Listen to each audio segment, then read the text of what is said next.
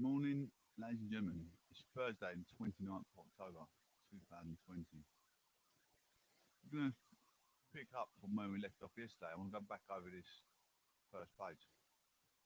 We're module DD103, Investigating the Social World 2. The book is edited by Deborah Drake.Andy, Alan Shipman, and Katy. Page 49.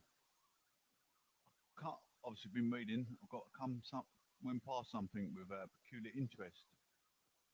It's going to be a peculiar interest for all of us as we read this page. 19. Something with a great slight significance as COVID-19. Listen to this. You can Google this as well. I found one in a Gazette paper. Didn't know I had the Gazette that many years ago. Worse than 1866. Cholera. Deaths after fog. The rise in deaths in a week. This was picking up where he left off yesterday. The rise in deaths in a week after London's Great Fog early in December was greater than that in the worst week of the cholera pandemic in 1866. This is disclosed in a report of Health Committee of London County Council, which will be considered by the Council on Tuesday.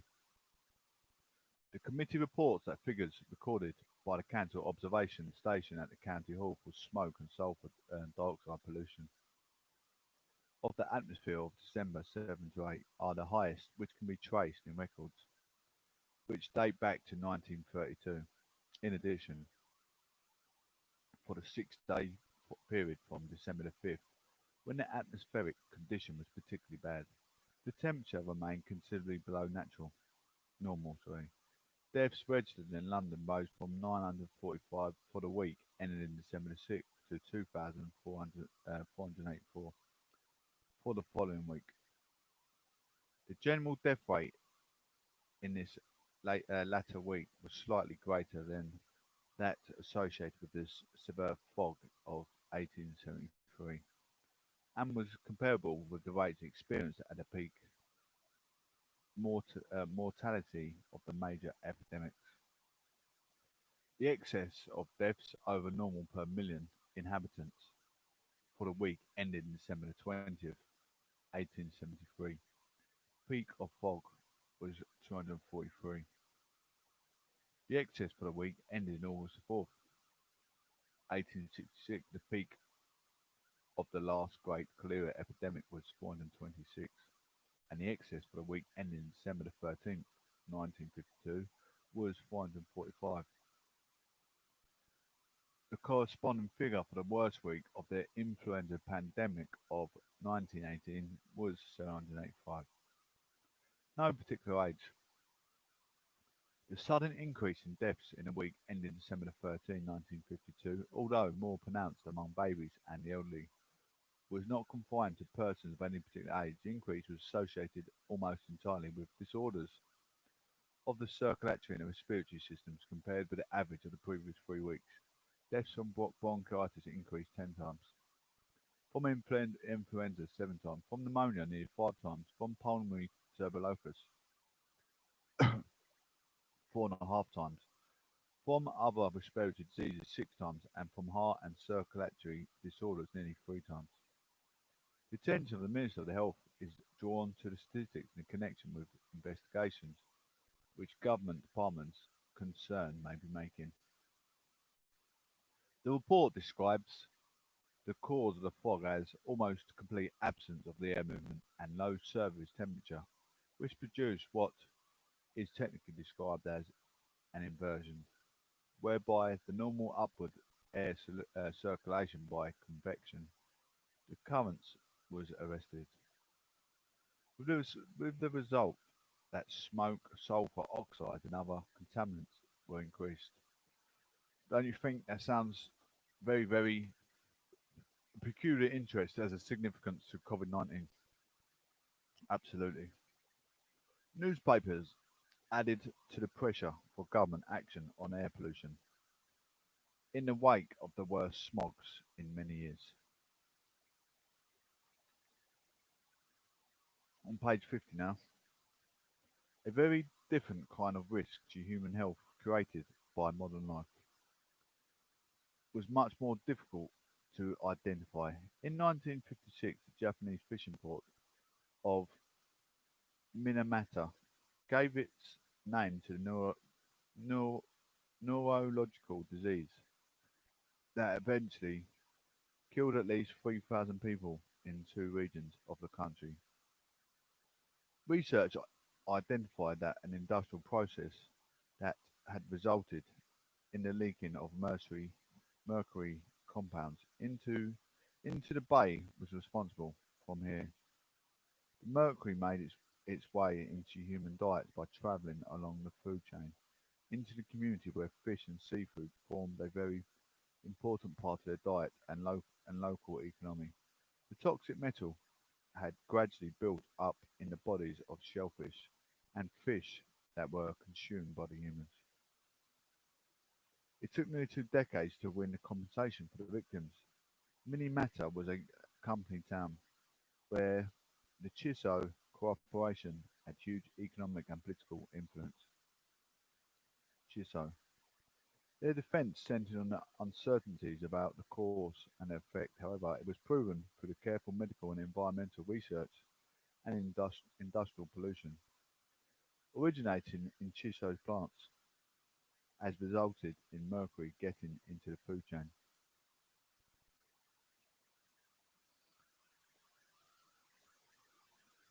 Wow, this is it's come through the Japanese fishing, went for the Japanese fishing industry. American photographer married to a Japanese woman, spent 2 years during 1972 and 1973. In the era cataloguing daily life, he created moving portraits of the victims. One of the most affecting images was of the mother bathing her severely disabled child. The image travelled around the world, both putting pressure on the company and lending further momentum to the environmental movement. Such an image gave a human face to its environmental problem. In 1973, a lawsuit was won on behalf of the victims with this decisive verdict. The defendant's factory was leading chemical plant with the most advanced technology and should be assured the safety of its wastewater. The defendant could have prevented the occurrence of mini-matter disease or at least have kept it as a minimum. We cannot find that the defendant took any of the precautionary measures called for in this situation whatsoever. The presumption that the defendant had been negligent from beginning to end in discharging wastewater from the acceptor, acceptolide, acceptolide plant in is amply supported. The defendant cannot escape liability for negligence. In the same period, former US biologist Rachel Carson demonstrated that good research and a populist approach to publicity could progress environmental concerns. She she had been gathering evidence that might explain declining bird populations and other changes in nature. She identified the pesticide as dischlorophene trichloroethane, something like that, DDT, as a likely culprit. I'd like to know how you pronounce that word. This was difficult news. The chemical had played a central role in humanity's struggle to treat typhus and malaria due to its effectiveness against mosquitoes. Yet Carson persuasively argued that its widespread and indiscriminate use was changing natural systems. Evidence alone might not have been sufficient. She was engaged in writing a phrase maker, and the well-chosen title of her 1962 book, Silent Spring, helped to lodge it in the bestseller lists. Specifically, she focused on the threat that DDT posed to songbirds, hence the title, and made clear it was not just the birds, but the people who loved to hear them. Who would be the victims of the industrial chemical? Carson also showed how environmental science was tracing the way persistent chemicals travelled. She showed how they were released by the US industry and then made into the body tissue of Antarctic penguins thousands, thousands of miles away. Carson's book set a train of campaigns that led to the banning of DDT and much tighter controls of a range of persistent chemicals in the 15 years that followed the publication. On page 52, the politics of environment. What characteristics do the events surrounding the UK urban smog, mini matter disease, and Carson's revelations about the DDT have in common? And what differences are there? And what combinations of scientific evidence and more emotional pills can be identified in each case? I mean, the second one's a bit more worrying because it's in food. You get the disease through food. Although they all relate to different places, they all occurred in industrial societies that had been rapid economic growth in preceding decades. Each of the population problems identified was directly related to industrialization and growth. However, in the case of UK urban smogs, there was very wide and direct public experience of that problem, and the evidence of increased death rates was quite quickly gathered. Individual households were also part of the problem, through their burning of coal to heat homes. The intense media response, which included to evocative images and a language as well as the factual evidence, led to a quick policy response. Legislation could deliver air quality improvements. In a case of mini matter, the link between cause and effect took, uh, took much longer. This was part because the problem was rooted in the chemical pollution entering the food chain in ways that are not immediately visible. It was also because a powerful interest, the company that dominated the town and the wider region, fought to protect its own interests. Rachel Carson's revelations about DDT also combined emotive language and images alongside carefully gathered factual evidence, but it represented a critic of the whole sector of the industrial system rather than focusing on specific pollution incidents. Science and global imagination. Success for the science spring, the story about one author catching the public imagination. Mini Matter and the British city smogs are instances of hard campaigning or media-driven events, but it is very unlikely that the case just described would have been sufficient on their own to nurture the kind of global environmental imagination that is evident today. It is important to set those events within a wider scientific context. The broader environmental science context of the 1950s and early 1960s was not at the time of one of the crisis, but rather of celebration and collaboration in pursuit of the new insights.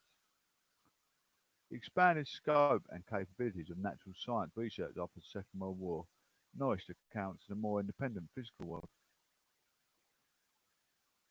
Even as the Cold War was entrenching economic and political differences in a global system, international incentives in the 1950s and 1960s supported novel perspectives on the Earth as a single integrated system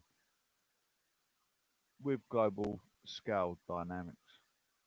The emerging prominence of this science was both marked and nourished by the International Geophysical Year (IGY), International Geophysical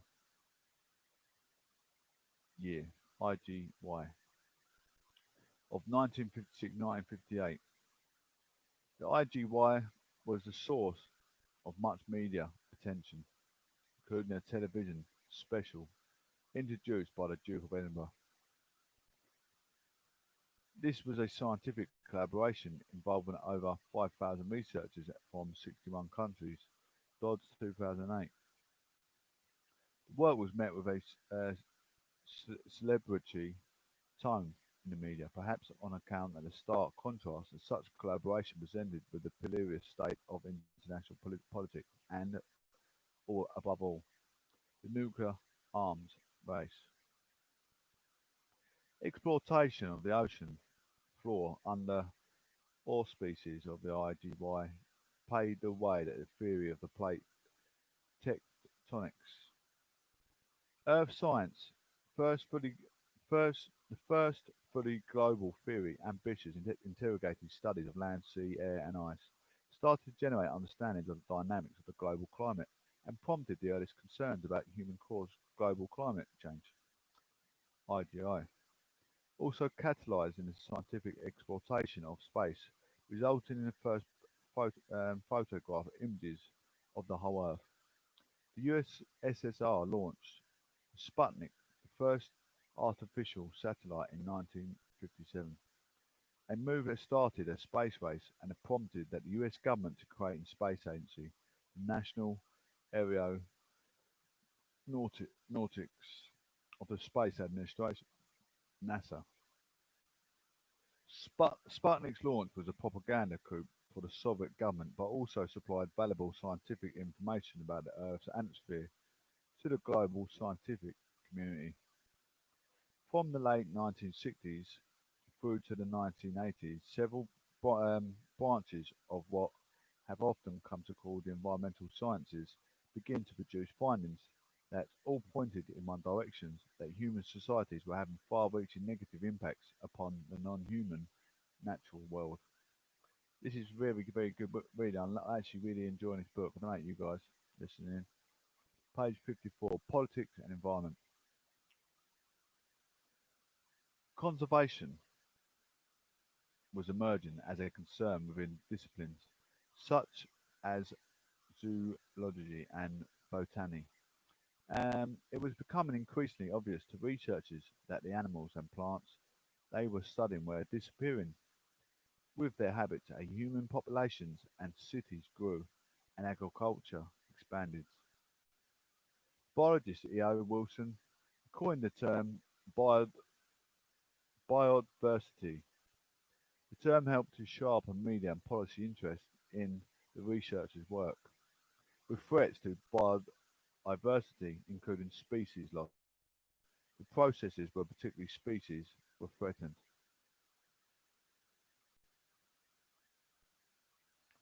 It is important to note that international politics of conservation and biodiversity has always been sense. For leaders of countries in the global south, such as Brazil, host to the Amazon rainforest of the African countries with their charismatic wild species, conservation policies were often preserved as return to the developed world of colonialism. The failure to interrogate the needs of communities and the economics in the global south with the needs of wildlife led to an imbalanced in policy and action. It also drew attention in the fact that the natural sciences were not sufficient in themselves to understand the dynamics of environmental change. Social science would also be required. Quite separate, quite separate, the research in atmospheric chemistry spurred the next major development in the emergence of a truly global environmental imagination. A team of researchers working in Antarctica identified a thing of 50% of the ozone layer above the pole. This was dubbed the ozone hole. It was demonstrated that industrially produced chemicals, the chlorofluorocarbons was responsible. CFCs were widely used the post-war period in clean and personal care products, refrigerants, and packing. One of the prime hazards of the thing of the ozone layer was that it was increased levels of ultraviolet radiation on Earth. The threat of increase in skin cancer is not confirmed to one social class, country, or profession. It was understood as a universal threat generated by almost universally used products. I don't know much about. I studied ozone layer at school with science, but I don't know a great deal about the ozone layer. It's in front of me. Environmental groups of the media amplified the research findings, and the combined pressures resulted with just 2 years of publication of a key scientific paper on ozone depletion. In the Montreal Protocol, the protocol was a binding treaty that delivered a phase out of CFCs and other ozone depleting chemicals. In the case of the ozone hole, the science was clear and the policy was required.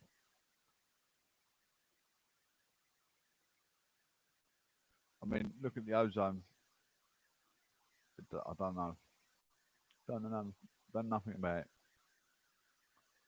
Page 56. Elimination of responsible chemicals as fast as possible. It's also clear and simple. They're stored with vivid pictures and a memorable direct name, the ozone hole. It communicated the problem and a near-term theoretical and universal consequence, namely skin cancer. Political agreement was also made easier by the availability of the aftermath chemicals available that could substitute CFCs. Images have often been influenced in shaping action on environmental issues. This is particularly true of ozone depletion. Images such as these help to visible the problem and motivate rapid government action. Portrays the increase of ozone depletion over time between 1980 and 1991. It communicates complex chemistry and difficult data gathered into a simple message. Evidence during 2013 to 14 presented the image. Points to gradual recovery of the ozone layer, demonstrating the success of the Montreal Protocol of 1987. It also shows that recovery of the global environmental change problems can be very gradual. Is that making a difference to you? It doesn't to me. Clearly doesn't to me.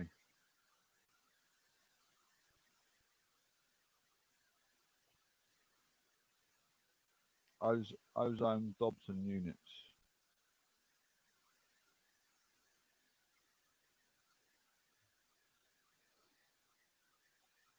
It makes no odds to me. Um, IPCE opening meeting. It was the first global scientific resource of any topic at a scale, and international membership helped to form a solid basis for policy debate. In an ongoing review process, the IPCC gathers together all the relevant research across the wider range of science and social science disciplines and seek to summarise the current state of knowledge in ways that are usable on policymakers, politicians, media, and public. The IPCC's first assessment report was published in 1990, and the fifth assessment report was published in several parts during 2013 and 2014,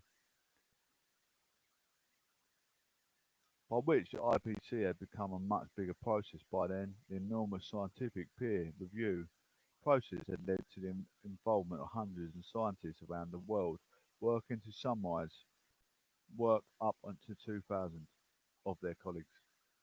The political consequences of climate change had become very clear, and hence the IPCC process had become the subject of intense scrutiny and, in some fears, a critic. It's important to know about global change, global climate, because it's what it's what they're talking about in Parliament today. What's it going to achieve? Could be the end of the world if we don't get under control. So here we've got delegates during the 26th session of the IPC Stockholm, Sweden. You've got someone drilling a hole in the Antarctic while they try and find the ozone layer. Drilling the ice cores in the Antarctic, hard-won scientific insights lie at the heart of the development of global environment imagination and are all subject to the IPCC's review process. Uh, I mean, when you do piling, you see all different soil come up, can't you? In some places, you've got gravel. Is that the ozone? You've got sandy gravel coming out. Is that the ozone coming out of the ground? Hmm. The work that is reviewed ranges from drilling and analysing ice cores in a popular region to understand past climates. So, like, I mean, I've been on jobs who've done piling, clay, London, hard clay. I mean, it's jobs like that job I've done about 6, 7 years ago, probably more than that, 10 years ago. To social research into household energy use, as well as reviewing past data, the IPPC generates scenarios of future emissions and determines the band of the most likely temperature rises associated with each. The scenarios range from business as usual, where no action is to reduce emissions, to projections of vigorous action to reduce or mitigate emissions. The international policy process concerning climate change is structured by the UN Framework Convention on Climate Change, UNFCCC, which has held regular conventions of the parties since it came into being an ambitious UN conference on environment and development in 1992. Nearly all countries are signatories of the convention, helping to forge a global response to a global problem. However, progress on firm agreements has been very slow. This reflected in the fact that emissions of the CO2, the main greenhouse gas, have in fact risen substantially since UNFCCC was set up.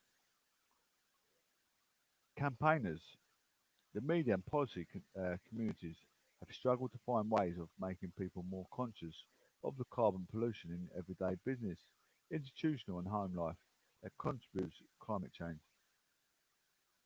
Shows one attempt by designers working on a documentary that allowed viewers to see a cloud of black blocks of carbon build up over the typical US house as they went about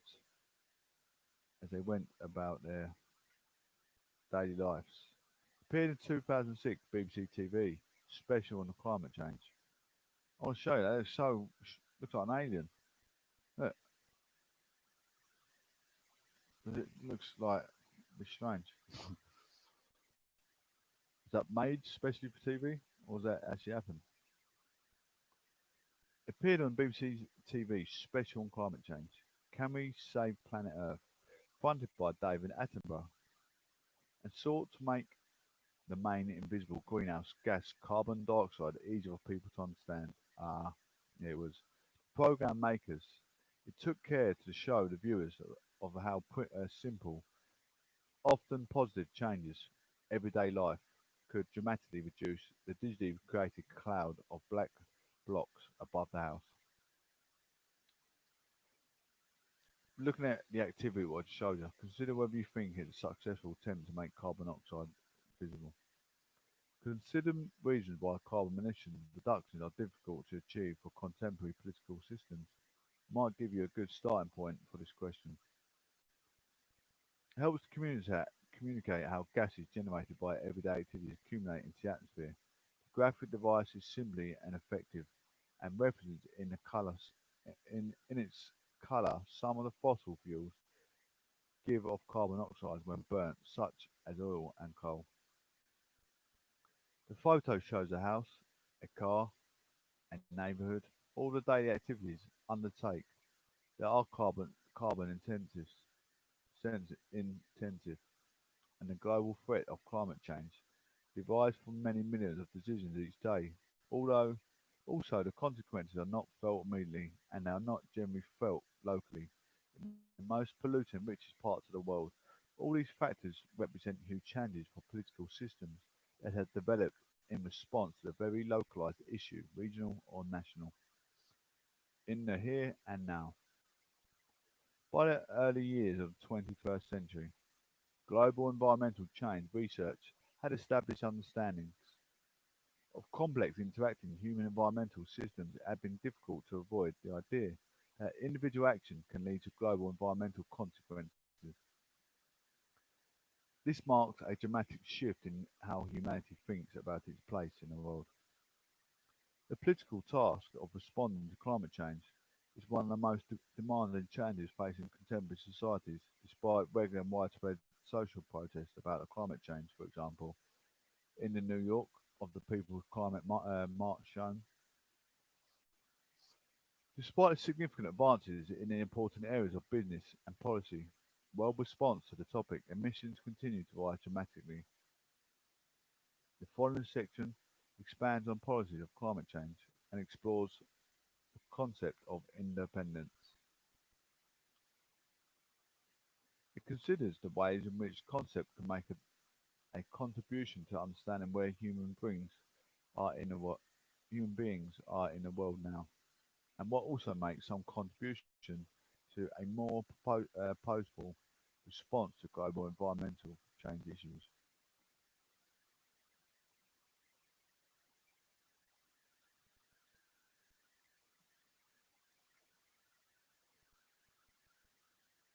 Looking at a summary before we move on. This section has presented a concise amount of how research and policy gradually begun to understand the significance of environmental problems and has highlighted the growing understanding of global as well as local specific concerns. It has summarized the evidence of chemical pollution and environmental and health problems caused by industrial societies. It has plotted the emergence of global environmental science, including research into ozone depletion and climate change.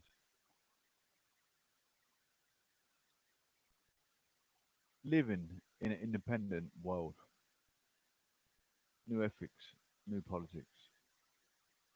Living in an independent world, new ethics, new politics. Politicians, journalists, and publics are all faced with the need to make sense of and responded to emerging awareness of complex interaction between the Earth's atmosphere, air, hydrosphere, water, lithosphere, rock, cryosphere, ice, and biosphere, life. Section 2 showed how global environment science has demonstrated that these physical interactions are also in dynamic relationships with political, economic, and cultural processes that are increasingly global. Independence is potentially powerful way of recognizing the scale, but also subtly of interactions among between global and local process of economics, social, social and environmental change to acknowledge that we live in an independent world doesn't tell anyone how to behave, but it can make them much more sensitive to a wide range of relationships that are influenced by it in turn and can influence.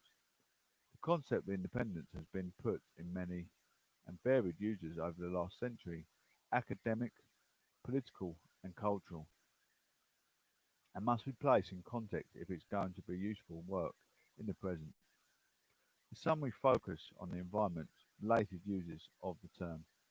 Notice parallel and related use by, for example, the civil rights movement in the United States.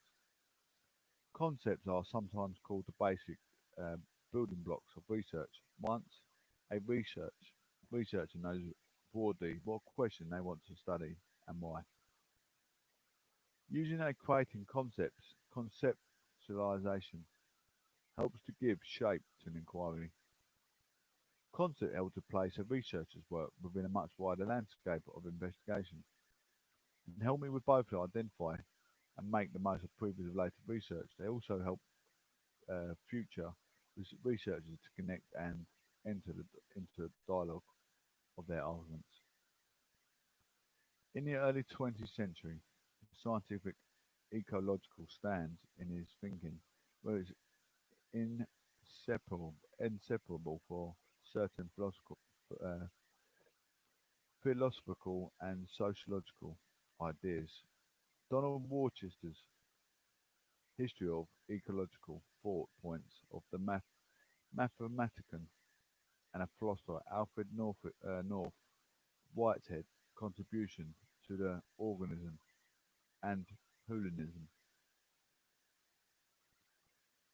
Whitehead argued that the various parts of nature are closely independent, so densely woven into a single web of being, that none may be abstracted without altering its own identity and that of the whole. Worcester, 1997, page 317. That's not what page I'm on, but that's what it says. The Insight, page 63. Asks questions of science practice.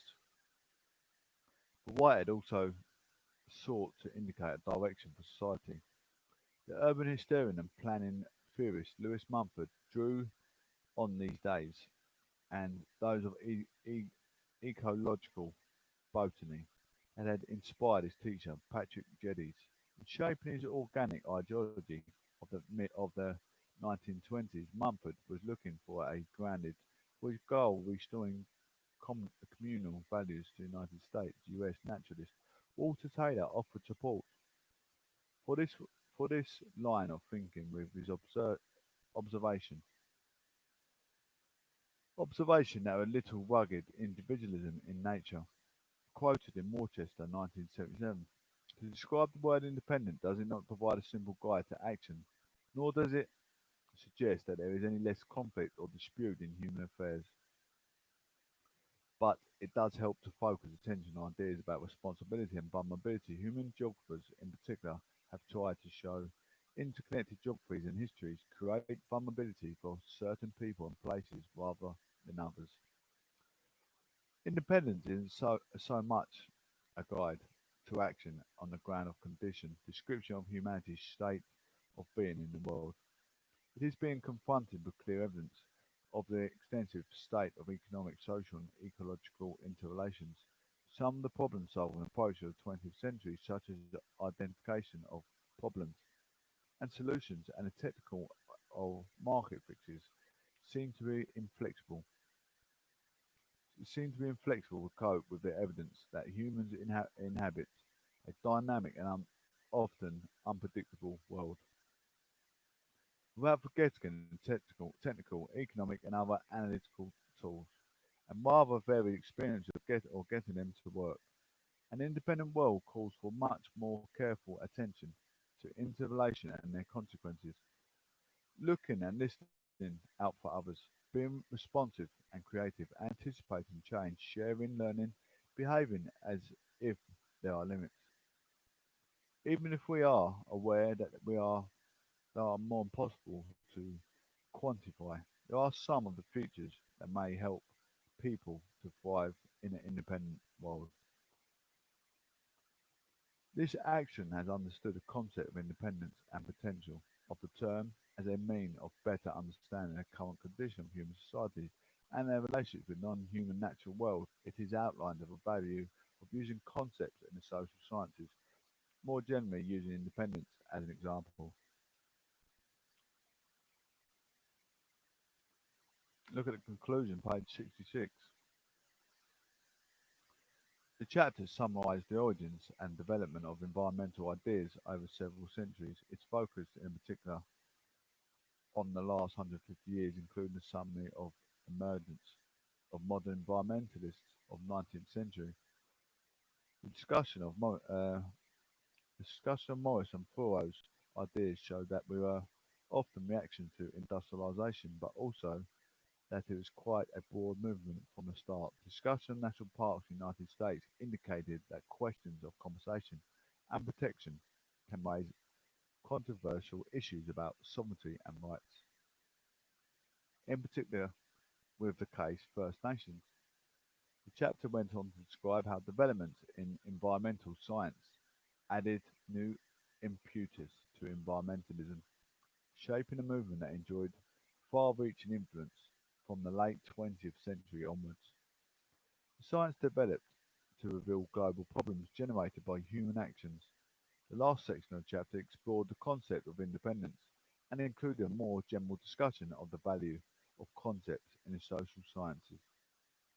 This chapter explored the deep historical and cultural roots of a contemporary environmentalism. Introduced the way the environmental science research has undertaken since the 1950s has helped shape the global environmental imagination. Engaged with the distinction of environmentalism as a social movement to the broader policy and a political response to global environmental child research. Investigated the value of concepts to social scientists include the concept of independence in relation to environmental change. I'm on a new chapter, ladies and gents. I'm on a new chapter, so I think I'm going to stop that there and we'll come back this evening. I've got up to page 73, so I'm going to leave that there, ladies. I'll be back this evening. We're going to try and do the last few pages together. I want to get up to 100, and then I've got to be note taking. I've taken notes in my head. You know what I'm like as I go along. Very good. Thank you all for listening. I'll do some more. I'll be doing more modern politics in a couple of weeks, but I want to get this book done, get my notes all written down, and then we get back to modern. That's modern politics anyway, because history is always got a tale to tell for the future. The root of the problem is where it all began. So it's always, looking at history, it's always in our modern society. Just how you look at it, it's how you listen to it, it's how you look at it. But thank you all for listening. We've got one fella still. I don't wonder if I can see who that is here. Won't let me. Ah, shame. Thought I might be able to see. Never mind. Anyway, thank you for watching. Appreciate you coming by. Means a lot. Oh, I can do an edit here. Hang on. Just before I go, I want to test something.